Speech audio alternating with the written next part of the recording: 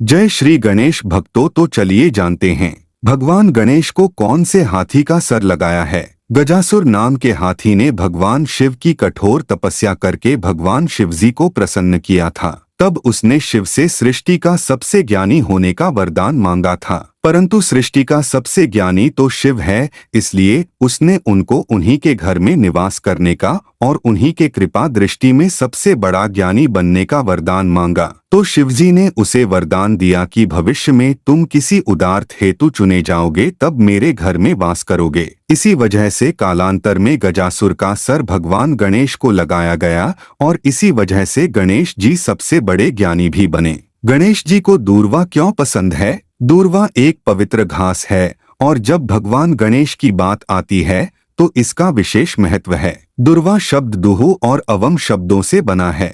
दुहु का अर्थ है जो दूर है और अवम का अर्थ है जो करीब लाता है। इस प्रकार हम कहते हैं कि दूर्वा घास गणेश भक्तों को उनके करीब लाती है। गणेश जी को दूर्वा चढ़ाए बिना कोई भी पूजा पूरी नहीं मानी जाती है। जब आप गणेश पूजा करते हैं तो यह विशेष रूप से एक महत्वपूर्ण भेंट होती है। पौराणिक कथा के अनुसार यह भी कहा गया है कि अनलासुर नाम का एक राक्षस था। वह राक्षस साधुओं को जिंदा ही निगल लेता था, जिसके प्रकोप से चारों तरफ उस समय हाहाकार मचा था। फिर सभी साधुओं और संतों ने मिलकर भगवान गणेश जी की प्रार्थना करना शुरू की और अनलासुर के बारे में गणेश जी को बताया था। गणेश जी फिर राक्षस अनलासुर के पास गए और फिर उस राक्षस को ही उन्होंने निगल लिया। इसके बाद उनको सही से पचन न होने की वजह से बहुत तेज पेट के अंदर जलन होने लगी। तभी कश्यप ऋषि ने उस ताप को शांत करने के लिए गणेश जी को 21 दूर्वा घास खाने को दिया। इससे गणेश जी का ताप शांत हो गया।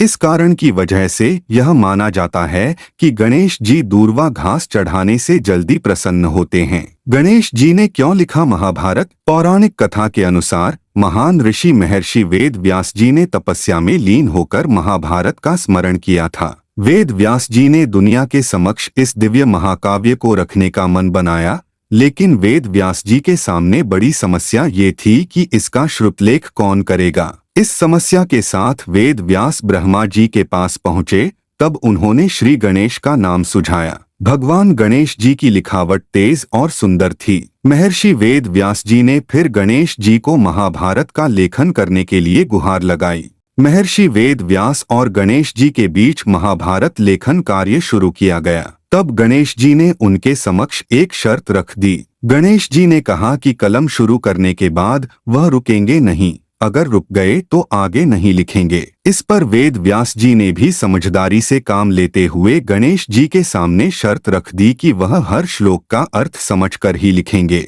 गणेश जी ने ये प्रस्ताव स्वीकार कर लिया। इस तरह महाभारत की रचना हुई थी। भगवान गणेश जी को मोदक क्यों अति प्रिय है? कहा जाता है कि एक बार शिवजी शयन कर रहे थे और गणेश जी बाहर पहरा दे रहे थे ताकि कोई शिवजी की शयन को खराब न करे। इसी बीच वहां भगवान परशुराम पहुंच गए। गणेश जी ने उन्हें अंदर जाने से रोका तो वे क्रोधित हो गए। बात इतनी बढ़ गई कि दोनों के बीच युद्ध शुरू हो गया। जब परशुराम पराजित होने लगे तो उन्होंने शिव जी द्वारा दिए परशु से गणेश जी पर प्रहार कर दिया। इससे गणेश जी का एक दांत टूट गया। इसी वजह से उन्हें एक दंत भी कहा जाता है। लेकिन दांत टूटने के बाद गणेश जी को काफी दर्द हुआ और उनके लिए कुछ भी खाना पीना मुश्किल हो गया। तब माता पार्वती ने उनके लिए मोदक तैयार किए। मोदक काफी मुलायम होते हैं।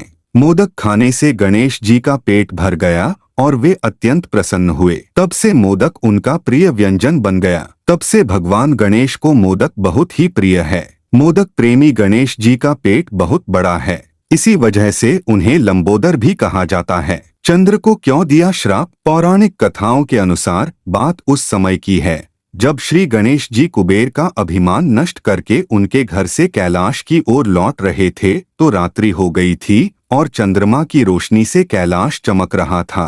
तभी मूषक के सामने से एक सर्प गुजरा, जिसके भय से मूषक उछला और उस पर विराजमान गणेश जी अपना संतुलन खो बैठे और गिर गए।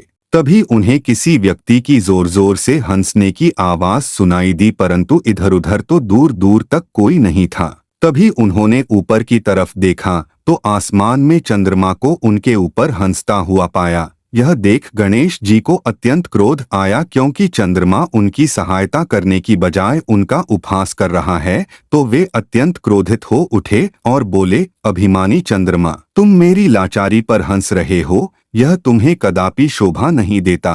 किसी की परेशानी का उपहास करना देवताओं का नहीं, दैत्यों का कार्य है। मैं तुम्हें श्राप देता हूँ कि तुम्हें जिस रोशनी का गुरूर है, आज के बाद तुम उसे खो दोगे। गणेश जी के मुख से श्राप निकलते ही वह हकीकत में बदल गया और संपूर्ण आकाश में अंधकार छा गया। यह देख चंद्रमा गणेश जी के शरणागत होकर बोला, हे दुहखर्ता, मुझसे बहुत बड़ी भूल हो गई जो मैंने अभिमानवश आपका परिहास किया।